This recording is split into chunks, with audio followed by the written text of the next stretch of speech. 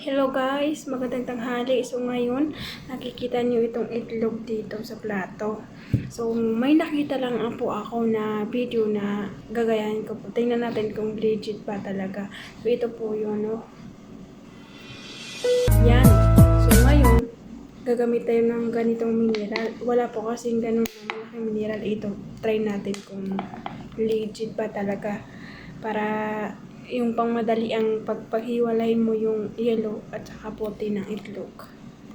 Sige. So, ito na. Uy! Nahuhulog. Uy! Hindi bumaba.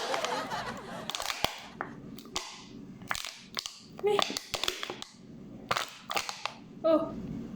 Oh, ito guys. Oh, napuntahan dito. Kaya lang ito kasi malambot ko na ano siya.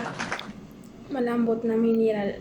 Hindi tulad ng sa mga soft drinks na puti. So legit po, kaya lang yung gamit natin ang hindi maganda. So at least alam na natin.